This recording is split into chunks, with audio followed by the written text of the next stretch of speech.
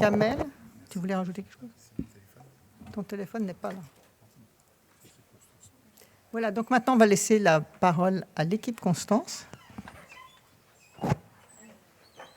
Pour vous montrer pas mal de développements qu'on a fait. Donc il va y avoir 3 personnes qu'on va faire parler de façon successive. Vous poserez des questions à la suite. C'est sur, sur des infrastructures qu'on a mis en place au sein de l'équipe.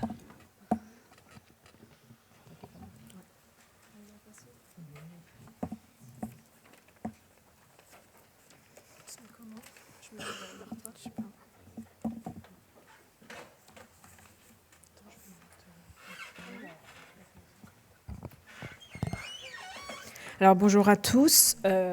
Aujourd'hui, je vais vous parler de l'application que nous avons développée autour du recettage, de la validation et de l'intégration des données SNDS en partenariat entre Constance et le CASD dans le cadre de France 2030. Alors, cette application est née d'un besoin très concret rencontré dans nos activités autour du SNDS. Le recettage et l'intégration des données étaient des étapes extrêmement chronophages avec beaucoup de vérifications réalisées manuellement à l'aide de programmes SQL ou SAS. Par exemple, uniquement pour les contrôles de clés de jointure, nous avions plus de 2300 lignes de SQL à exécuter. Les vérifications liées aux dates représentaient également plusieurs centaines de lignes supplémentaires, sans compter les autres contrôles nécessaires. Au total, le recettage et l'intégration d'une extraction pouvaient prendre jusqu'à 2 mois. Avec maintenant plus de 10 ans d'expérience sur le SNDS au sein de l'équipe Constance, nous avons souhaité industrialiser, automatiser et sécuriser ces étapes. Donc, on a une application en 2 parties développée avec PySpark. La première partie est dédiée au recettage et à l'intégration des données SNDS livrées par la CNAM. La deuxième partie, actuellement en cours de développement, concerne le pré-traitement des données adaptées aux besoins de l'épidémiologie. L'objectif global est vraiment de proposer un cadre standardisé et reproductible pour la gestion des données SNDS. Alors, on va parler de la première partie. Tout d'abord, l'application permet de valider les données SNDS reçues. On a plusieurs objectifs qui ont été définis. Donc voilà, on vérifie les données reçues en vérifiant l'étape livrée, les variables, les formats, mais aussi le périmètre des données, comme la population ou les périodes attendues. L'application permet également d'exécuter automatiquement différents types de contrôles, comme l'unicité des clés de jointure, les distributions par identifiant ou encore différents contrôles de cohérence entre les tables. Enfin, l'application facilite aussi l'intégration et l'export des données, soit vers un base de données, soit au format Parquet. Voilà l'interface de l'application. Ça ressemble à ça. Kamel nous l'avait montré un peu tout à l'heure. On est donc en train de développer cette application avec PySpark. C'est bon. L'utilisateur peut accéder aux différentes fonctionnalités via les menus et raccourcis situés en haut de l'interface dans l'encadré numéro 1. Ensuite, dans l'encadré numéro 2, il sélectionne l'étude et l'extraction qu'il souhaite analyser. Puis, dans l'encadré 3, l'application affiche les tables importées de l'extraction. Enfin, dans l'encadré 4, on affiche les résultats de recettes et les différents contrôles réalisés. L'objectif était d'avoir une interface assez simple, du clic-bouton, en quelque sorte, centralisée et utilisable par plusieurs utilisateurs. En conclusion, c'est un outil utilisable sur le SNDS national France entière et est pensé pour être partagé sur Git, maintenu et accompagné au CASD. L'outil permet d'automatiser et standardiser le recettage SNDS, de réduire fortement les temps de validation et d'intégration, mais aussi de sécuriser les contrôles et d'améliorer la reproductibilité des traitements. En parallèle, du développement de l'application, on a rédigé un guide utilisateur complet afin d'accompagner les utilisateurs. Ce guide documente l'installation de l'application, les différentes étapes du recettage, les contrôles disponibles, ainsi que les principaux concepts manipulés dans l'application. L'objectif, bien sûr, est de faciliter la prise en main, d'accompagner et de permettre un déploiement plus simple dans les bulles CASD. L'état d'avancement actuellement. Alors, la première partie est actuellement terminée en phase de test utilisateur sur plusieurs projets et environnements. Bien entendu, elle a été testée dans la cohorte Constance, dans la cohorte clinique de la PHP Frenchy, et également en phase de test dans le cadre du projet Graph4Health sur 11 ans de données SNDS de la France entière, donc c'est une exploitation nationale. La deuxième partie dédiée au pré-traitement épidémiologique, tout ce qui est notamment autour du modèle relationnel de la gestion des dates de soins jusqu'au développement des algorithmes, est encore en cours de développement. À terme, l'application sera donc partagée sur Git, maintenue et accompagnée au CASD. Merci pour votre attention.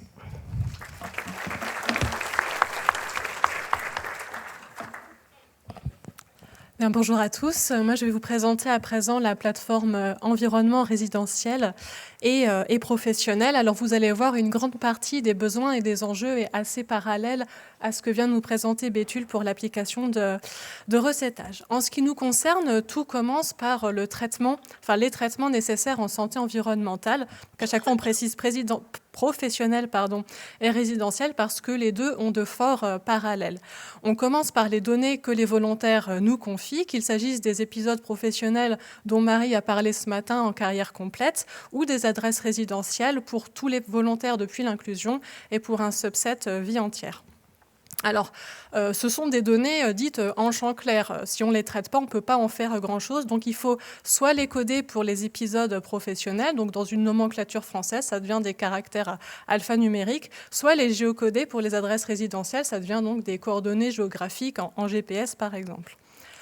Ça permet ensuite de les apparier à des bases de données spécifiques. Il s'agit pour les épisodes professionnels des matrices emploi-exposition. Donc, ce sont vraiment de grosses bases de données où pour des périodes et des jobs donnés, vous avez des renseignements sur de nombreuses expositions physico-chimiques, mais également biomécaniques, par exemple. Elles sont soit françaises, soit internationales, d'où l'intérêt de bien coder au départ pour pouvoir ensuite traduire dans des nomenclatures internationales.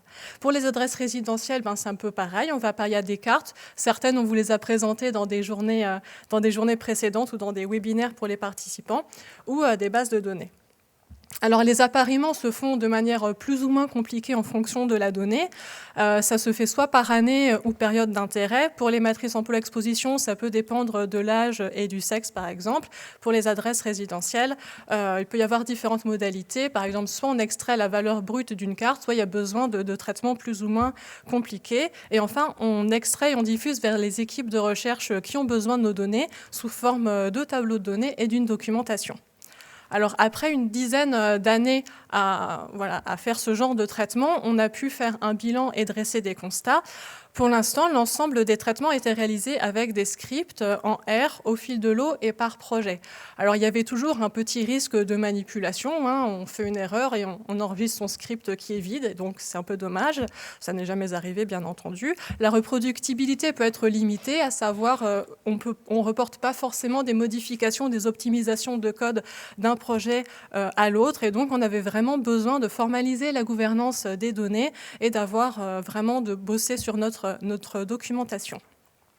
Donc, ce qu'on propose sur la plateforme environnement, c'est tout d'abord les équipes de recherche auront accès à une page web ouverte dans laquelle elles auront accès à une grosse documentation et à des extraits des données qu'elles pourront utiliser pour designer leur projet de recherche.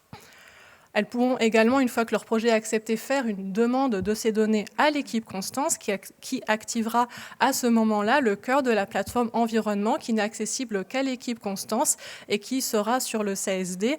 Je tiens à remercier d'ailleurs le CASD et Datastorm pour l'accompagnement dans le développement de cette plateforme qui utilise des logiciels dont vient de parler Kamel et qui sont adaptés au gros volume de données parce que Constance a quand même 200 000 volontaires qui sont suivis en moyenne depuis 10 ans. Donc, c'est du calcul distribué qui sera parfaitement adapté à notre besoin. Et on aura aussi des logiciels d'automatisation comme Prefect. Les données seront livrées aux équipes de recherche sur le CASD, suivant la réglementation et les nouveaux changements sur circonstances dont on a parlé. Et la plateforme permettra aussi de produire des statistiques, des cartes ou pour tout ce qui est professionnel, des outils de familiarisation avec les données. Tout sera disponible sur la page web et les codes et scripts des traitements de données seront aussi disponibles en open sur Git.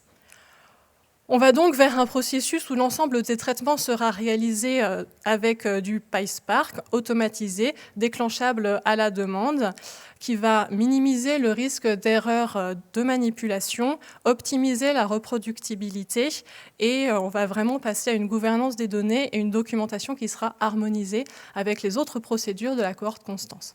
Je vous remercie pour votre attention.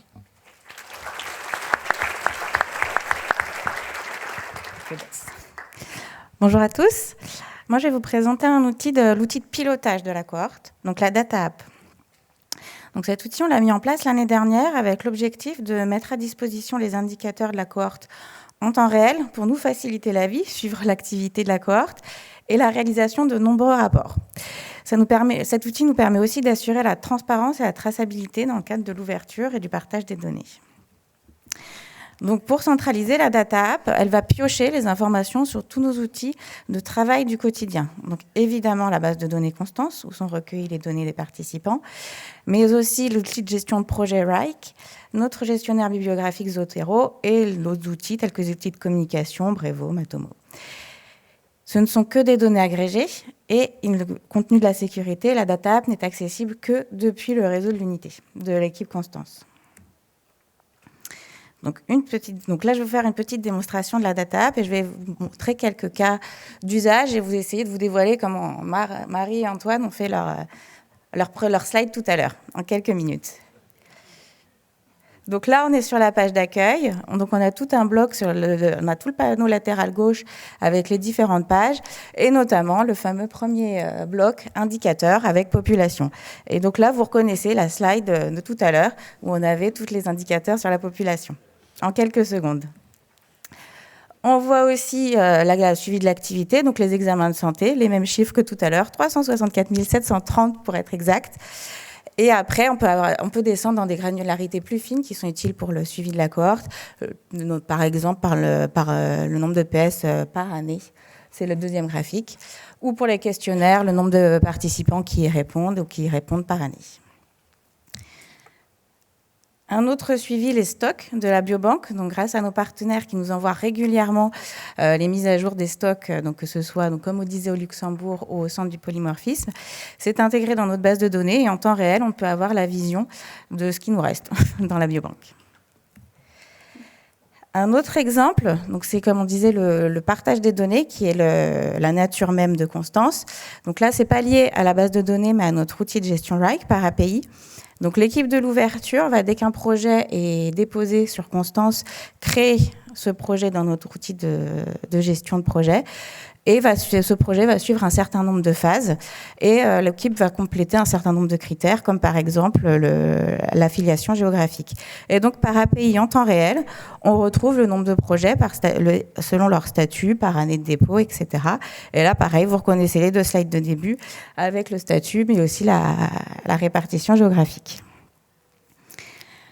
Pour l'extraction des données, c'est aussi nos Wrike qui sert d'outil de ticketing. Les demandes sont déposées dans l'outil et une fois réalisées, l'extracteur va simplement cocher qu'elle est réalisée, ce qui nous permet d'avoir en temps réel et depuis le début de la cohorte le nombre d'extractions qui sont réalisées. Donc là, c'est un chiffre global, mais on peut l'avoir par année, par minute, si on veut. Et ça nous permet aussi de faire de la traçabilité. Donc si pour un besoin ou un autre, une qualité, une statistique qu'on a envie de faire, on veut savoir quelle variable a été livrée. Donc, on est vraiment au niveau d'une granularité très faible avec le nom de la variable. On choisit cette variable, on la met, on la sélectionne et en quelques secondes, on a tous les projets qui ont reçu cette variable. Bon, il y a encore énormément de choses à découvrir sur la Data App, mais on va s'arrêter là.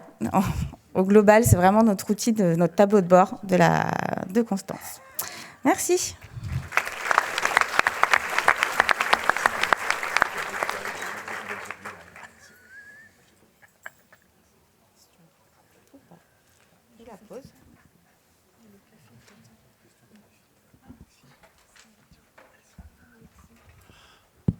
Pardon, je suis un grand fan de ce que vous faites. Donc, la seule chose, effectivement, moi, je me suis demandé si ça pourrait pas, justement, dans la dernière partie, avoir aussi de temps en temps des questions qu'on se pose, notamment, c'est à la fois 220 000 personnes, c'est énorme, mais sur des maladies rares, ça peut être un peu juste. Est-ce que ça peut être un moyen de faire des coups de sonde ? Ou... En sachant que, bien entendu, on passera par vous, mais... Oui, en fait, en s'appuyant sur des métadonnées en fait, de notre catalogue de données, sur lequel on peut rattacher notamment des données agrégées ou autres, on doit pouvoir le faire. En tout cas, c'est la vision qu'on en a, mais pour le moment, on ne l'a pas présenté aujourd'hui. De toute façon, on n'aurait pas pu vous présenter, surtout sur des effectifs faibles, des données sur ça. Mais oui, c'est la suite logique. Mais ça, on peut le faire parce qu'on est en train de développer DDI, parce qu'on est en train de beaucoup enrichir, pas juste la donnée, mais la métadonnée, en fait, pour pouvoir ensuite aller interroger tout ça avec des approches soit très déterministes sur la manière de formuler les choses, soit on développe avec Sofiane des outils plus basés sur de l'intelligence artificielle, en fait, pour arriver à aider les chercheurs, en fait, à aller piocher dans le catalogue les données dont ils ont besoin.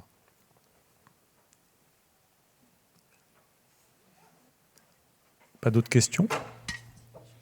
Je voudrais juste rajouter quelque chose sur ce que vous a présenté Marilène à la fin, c'est-à-dire d'être capable de sortir une donnée. Pourquoi c'est important ? Parce que dans la MR04 ou dans les 12 MR, vous savez qu'il y a des listes de données qui sont OK ou pas OK, c'est-à-dire que est-ce qu'on doit passer au CESRES pour avoir accès à ces données ou est-ce qu'on peut l'avoir dans le cadre d'une méthodologie de référence. Ce qui est extrêmement intéressant, c'est que dans Constance, on va dire que 49% des projets sont sous responsabilité INSERM, et donc le reste, ce sont des universités, des institutions, autres, etc. Et donc, les DPO ne sont pas toujours d'accord entre elles pour savoir si une donnée ou pas, elle fait partie d'une EMR. Et donc, c'est toujours très intéressant de voir que certaines données, on nous dit elles ne sont pas dans l'AMR, ou certaines, oui, et comme ça, on peut sortir ces données. On peut sortir les projets pour qui on a eu... Effectivement, on l'a mise à disposition des chercheurs parce que c'était d'accord, parce que leur DPO était d'accord, et que parfois, on a dû revenir aux chercheurs en disant, en fait, on n'avait pas le droit de vous transférer cette donnée, merci de la détruire et de repasser par le CESRES si vous voulez vraiment avoir accès à cette donnée. Ce n'est pas très simple, mais en fait, ça nous permet vraiment d'avoir une traçabilité, notamment vis-à-vis du RGPD. Question de Philippe Egarter.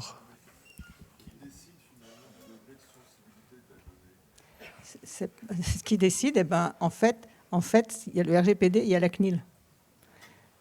Dans la méthodologie de référence, il y a une liste des données auxquelles tu peux avoir accès dans le cadre d'un référentiel.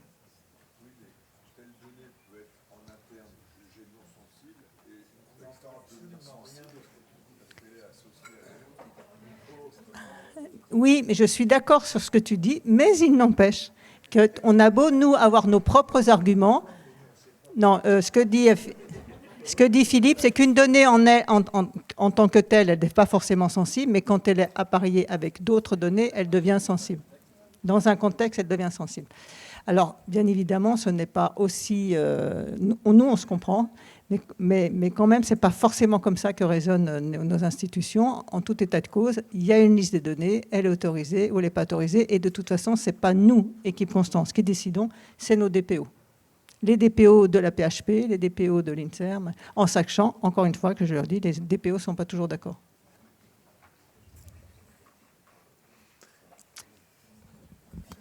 S'il n'y a pas d'autres questions, on va en profiter pour faire une petite pause. Voilà.